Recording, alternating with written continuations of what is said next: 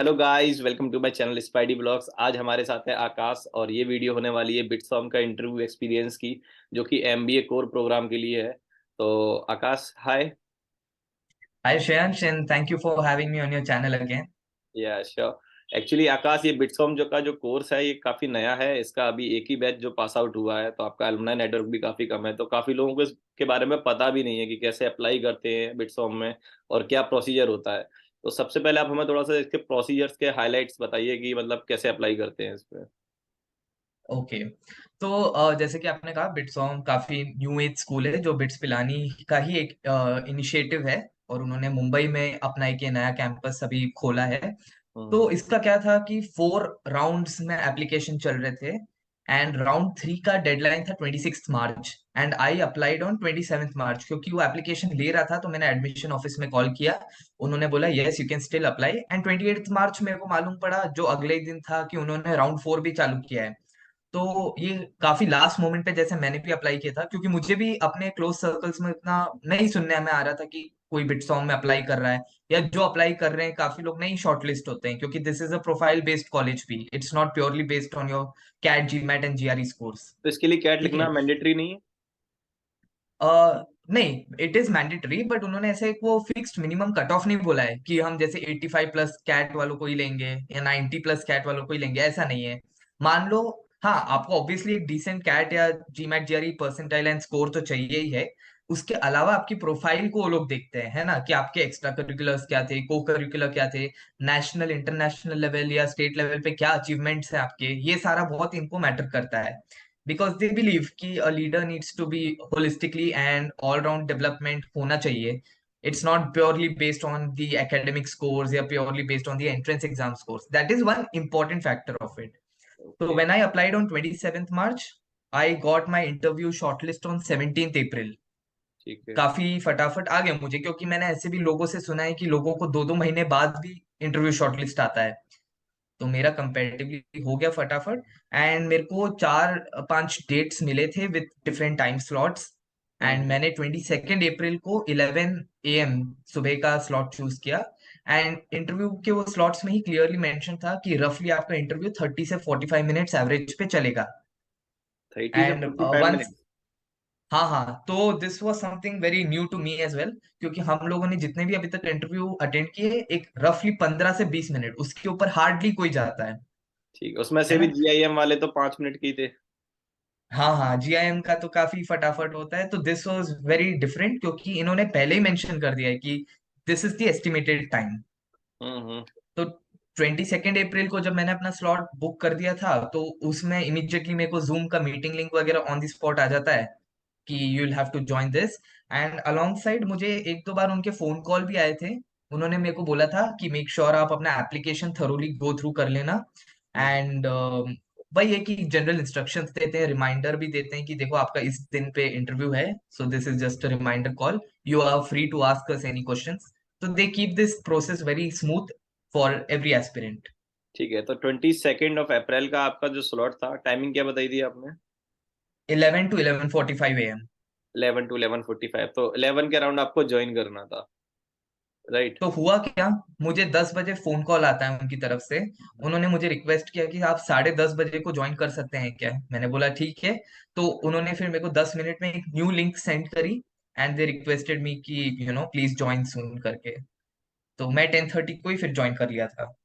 ठीक है, फिर उसके बाद कितनी देर वेट करना पड़ा आपको? हार्डली एक 2 मिनट वेट किया। जूम के इस लॉबी में मैं अकेला था। And then they got me in the room. Okay, फिर आपका डायरेक्ट पीआई स्टार्ट हुआ या कुछ और भी प्रोसीजर रहता है इनका? डायरेक्ट डायरेक्ट पीआई स्टार्ट होता है। तो आपका और मतलब इनका बिफोर जो, 11 स्टार्ट हो गया आपका पीआई? हाँ हाँ, आधा घंटा बिफोर स्टार्ट हो गया मेरा। एंड जैसे ही मतलब आई एंटर्ड द रूम, फिर सीधा वो पीआई का ही सेटअप था। ठीक है। तो फिर जब आपका पीआई स्टार्ट हुआ, फिर आपके सामने कितने पैनलिस्ट थे और आपके लिए क्वेश्चंस क्या थे? तो मेरे सामने 2 पैनलिस्ट थे, both of them were mail.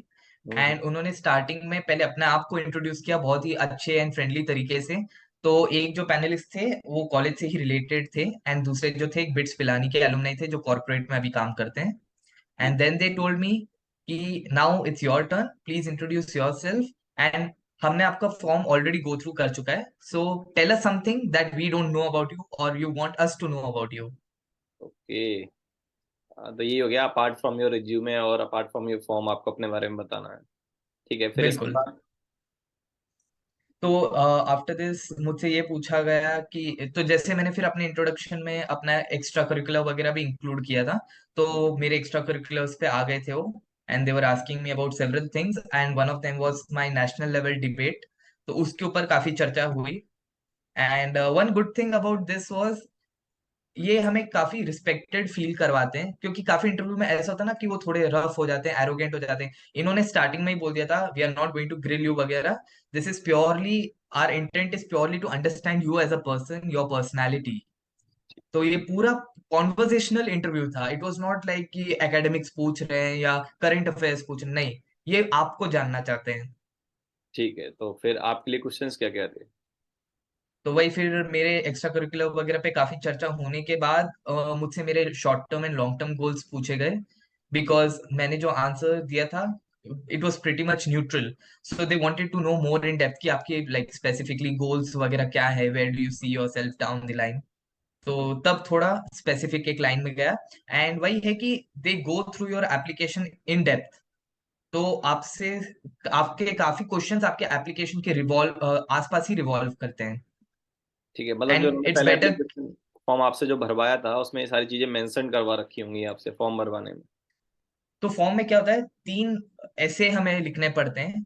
तो उसमें हम मतलब काफी अपने डिटेल्स वगैरह डाल देते हैं, and then they have a separate column जहाँ पे आपके हॉबीज एंड इंटरेस्ट के बारे में भी पूछते हैं, आपके अचीवमेंट्स के बारे में भी पूछते हैं, और हर जगह लिखवाते हैं। मतलब ऐसा नहीं कि आपने केवल डाल दिया ये अचीवमेंट्स है, पूरा आपको उसको इलेबरेट करके इन द वर्ड लिमिट आपको बताना रहता है। एंड तो इसके बाद बेसिकली क्या हुआ था कि थोड़ा बहुत फिर मेरे जॉब रोल की तरफ आ गया था। तो हम्म। दे आस्क्ड मी अबाउट कि अच्छा आपका जो वर्क एक्सपीरियंस था, तो उसमें आपने क्या किया था, and how do you think you can differentiate yourself when compare to the other employees working at a similar position.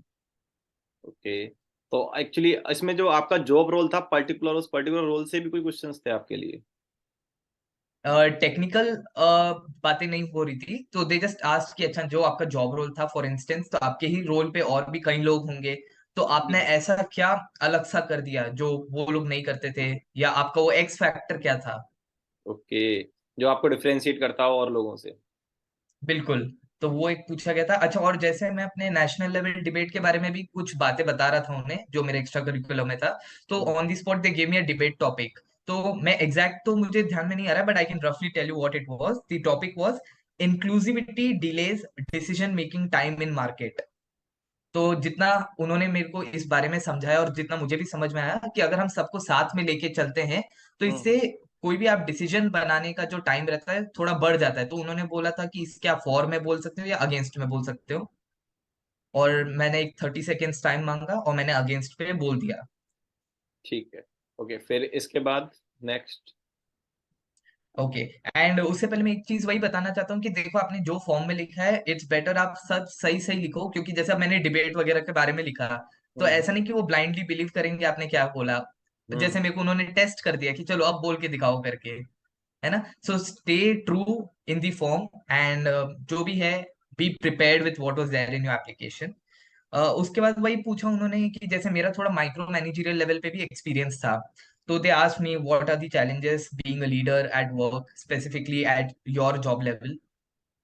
तो उस बारे में भी मैंने बातें की, क्योंकि मेरे काम के अंडर डेलीगेशन ऑफ वर्क आ रहा था, टेक्निकल सपोर्ट का काम आ रहा था, तो उन चीजों पे थोड़ी चर्चा हुई थी। ठीक है, तो ये आपके सारे का सारा वर्क रिलेटेड आपका सारा इंटरव्यू चल रहा था और आपकी हॉबीज रिलेटेड।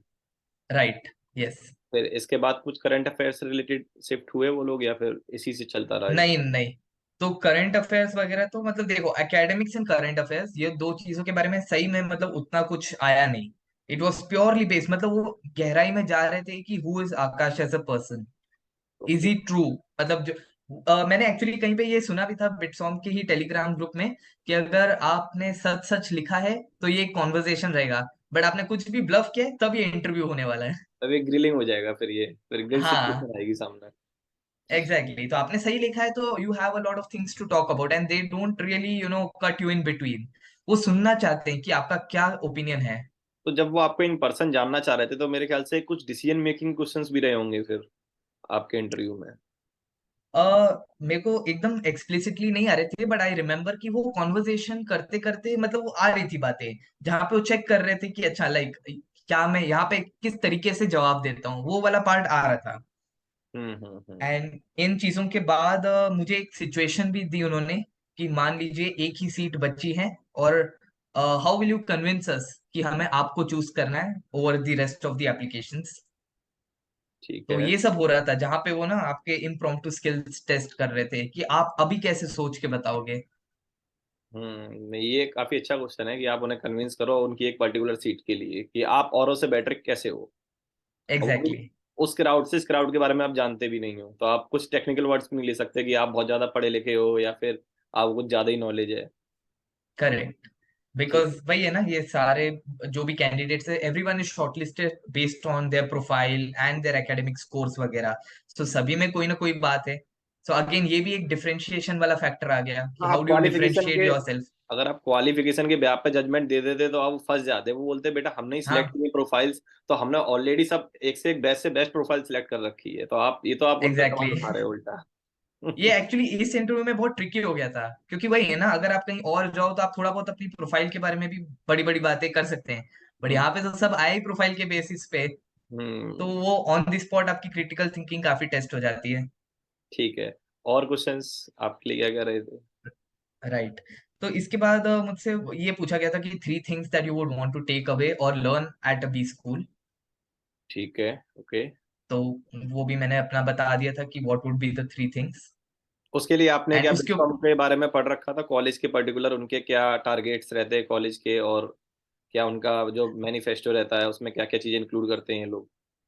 बिल्कुल, क्योंकि क्या हुआ था अभी, जैसे 3 things that I have to learn from a B school, तो ऑब्वियसली मुझे बी स्कूल के बारे में मालूम होना ही था।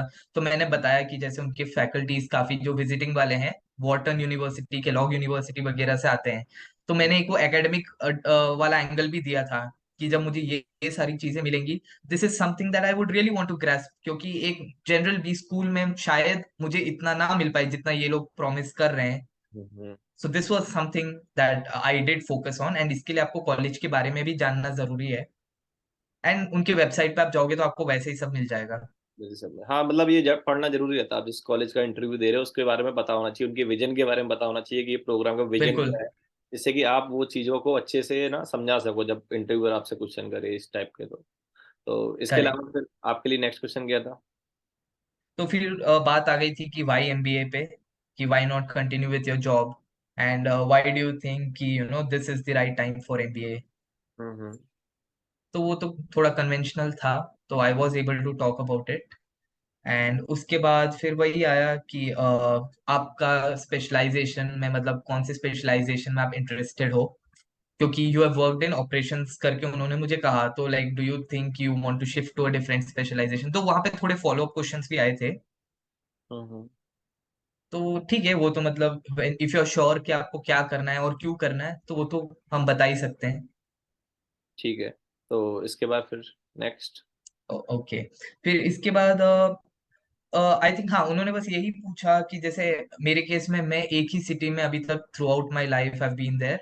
तो उन्होंने हम्म। बोला कि shifting to Mumbai, how would you no cope up with the challenges, and आपको मतलब are you ready for this, क्योंकि मुंबई आपको जैसे मालूम है is hustling and bustling city. तो उसके बारे में ओपिनियन जानना था, and I was able to talk about it. Mumbai तो माया नगरी है, सपनों की नगरी है, तो आई डोंट थिंक ज्यादा मुश्किल होता है बोलने के लिए। मन की बात लेकिन बता भी नहीं सकते कि हमें अंदर से बहुत खुशी हो रही है और हमें तो घूमना भी है। एग्जैक्ट नहीं, आई थिंक देखो हर चीज के प्रोज एंड कॉन्स होते हैं, जो मैंने ट्राई किया उनको बताने के लिए कि ऐसे प्रोज एंड कॉन्स हैं, तो in the end I have to leverage it if I want to make it to the B school, है ना। ओके। तो गुड। तो so this interview went on for close to 50 minutes, 50। 50 minutes? And और ten by far forty के this was around the आपका शुरू longest हुआ था? इंटरव्यू। राइट। 10:40 के अराउंड स्टार्ट हुआ था, राइट? हाँ, 10:30 चालू हुआ था। आप मान लीजिए कि 11:20 के आसपास सब खत्म हुआ था। काफी टाइम ले लिया इन्होंने, पूरी मूवी चल रही थी अंदर इंटरव्यू में मतलब। बिल्कुल, मतलब लास्ट में फिर उन्होंने ये भी पूछा था कि एनी क्वेश्चंस फॉर अस वगैरह, तो मैंने फिर उनका एक्चुअली जो परमानेंट फैकल्टी है they are comparatively lesser in number. तो मैंने उसके बारे में अपनी क्वेरी पूछी थी, जो कि उन्होंने भी बहुत अच्छे से मुझे समझाया। तो the thing was nobody was in a rush. उन्होंने भी मुझे खूब टाइम दिया to put my opinion and answers forward. बहुत पेशेंटली सुना, उसके ऊपर कई बार फॉलो अप क्वेश्चन भी डाले। एंड उन्होंने भी जितनी मेरे को बातें समझाई, उन्होंने भी अपना टाइम लेके समझाया। हम्म। तो all in all it was a very क्या बोलते हैं, वेरी प्रोसेस्ड इंटरव्यू, मतलब बहुत तरीके से गया सब कुछ। आपने जैसे कि उनकी जो टेम्पररी फैकल्टी के बारे में क्वेश्चन किया, कि आपने उनके एक्रीडिटेशन को लेके भी आपने कोई क्वेश्चन रेज किया, कि उनके पास एक्रीडिटेशन अभी सिर्फ यूजीसी की है और किसी का नहीं हम्म। है, तो अ, इससे रिलेटेड। नहीं तो क्या हुआ कि जैसे मेरे को एक ही मौका मिला था, तो आई डेंट वांट टू लाइक इतने सारे क्वेश्चन भी नहीं पूछने थे, क्योंकि वो तो इवेंचुअली मैं कोई करंट स्टूडेंट्स वगैरह से कनेक्ट करके भी पूछ सकता हूँ। तो उस टाइम पे मुझे लगा कि ठीक है, मुझे थोड़ा फैकल्टी वाला पर्सपेक्टिव जानना था। तो मैंने केवल वो एक ही क्वेश्चन किया, क्योंकि न्यू एज बी स्कूल है, ऑब्वियसली हमारे मन में काफी क्वेश्चंस रहते हैं। तो ये हम स्टूडेंट का फर्ज होता है कि we connect with more current students and हम अपनी रिसर्च करें, क्योंकि हम सब कुछ तो इंटरव्यू में उनसे नहीं पूछ सकते, है ना।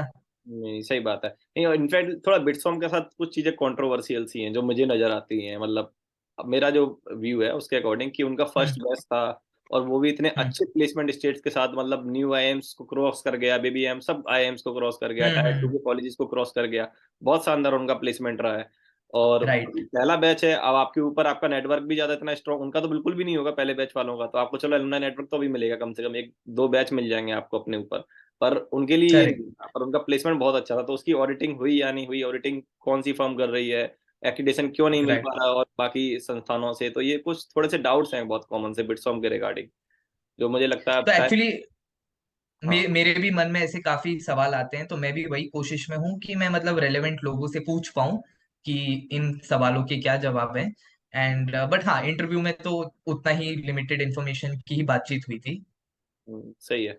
चलिए, तो ये आपका पूरा इंटरव्यू 50 मिनट्स के बाद खत्म हो गया, इसके बाद उन्होंने कुछ फीडबैक सेशन था उनका, या फिर? Not exactly like a feedback form जहां मैं फिल करना था, बट एक पोस्ट इंटरव्यू का अपडेट आया था मुझे, जिसमें बताया गया था कि वी होप कि आपका एक्सपीरियंस वगैरह अच्छा रहा, और एक टेंटेटिव टाइमलाइन दिया कि रिजल्ट कब तक आप एक्सपेक्ट कर सकते हैं। तो ठीक it was just like thank you form, कि लाइक वी आर ग्लैड कि आप ये प्रोसेस का हिस्सा बने। ठीक तो है। काफी अच्छा था, smooth process, very well organised. जो टेंटेटिव डेट्स उन्होंने दी कि आप एक्सपेक्ट कर सकते हो वो रिजल्ट की, वो कब तक की थी? तो मुझे वैसे आई थिंक ईमेल में कहा गया था कि अप्रैल एंड के पहले आप शायद एक्सपेक्ट कर सकते हैं। तो I shortly. Am still waiting for further communication. एक चीज और, जो आपने बोला आपका फेज 3 में था इंटरव्यू, हाँ राइट? जी। हाँ। फेज 1 हाँ। और फेज 2 की शॉर्ट मेरिट लिस्ट आ चुकी है, या फिर वो एक साथ ही आने वाली है? नहीं नहीं, उनकी मेरिट लिस्ट आ चुकी है। और उनके वेट लिस्ट का pattern is wait list A and wait list B. Wait list number allot नहीं होते हैं। तो ऑलरेडी बहुत कैंडिडेट्स हैं जिनको फाइनल एडमिशन ऑफर आ चुका है, बहुत सारे स्टूडेंट्स अभी वेट लिस्ट में भी बैठे हैं। सो हम्म। ये सब अभी चल रहा है, they do it time to time, ऐसा नहीं कि they wait for all the rounds to complete and then एक साथ इंफॉर्मेशन आएगी, ऐसा नहीं। जिसका जब हो गया है, एक पर्टिकुलर स्टिपुलेटेड टाइम के अंदर अंदर उन्हें आ जाता है। हम्म। ठीक है। तो काफी अच्छा लगा आपसे जान के बिटसॉम के बारे में, क्योंकि इट्स लाइक मेरे लिए भी काफी नया था ये बिटसॉम। मैं भी कुछ चेकआउट कर रहा था जब मुझे पता चला कि बिटसॉम का इतने अच्छे प्लेसमेंट आए हैं, जो उनकी रिपोर्ट आई है। तो उम्मीद है अभी फेज 4 की और कॉल शायद आउट होने वाली हैं या आउट हो चुकी हैं। हो चुकी है उनकी, आई थिंक जो डेडलाइन थी शायद 15 या 16 अप्रैल तक की थी। तो अभी बस जिन कैंडिडेट्स को शॉर्टलिस्ट आना है इंटरव्यू के लिए, बस अब वही प्रोसेस चल रहा है, no further application will be taken. ठीक है, तो मतलब अभी काफी लोगों की ये वीडियो काम आने वाली है, और उनके इंटरव्यू में ये वीडियो हेल्प करने वाली है। तो गाइज, ये था बिल्कुल। पूरा की पूरा इंटरव्यू एक्सपीरियंस आकाश का बिट्सॉम का जो एमबीए कोर प्रोग्राम है उसके लिए। ऐसी और इन्फॉर्मेटिव वीडियोस के लिए गाइज हमारे चैनल को सब्सक्राइब कर लीजिए। वीडियो अगर इन्फॉर्मेटिव लगे तो लाइक एंड शेयर कीजिए।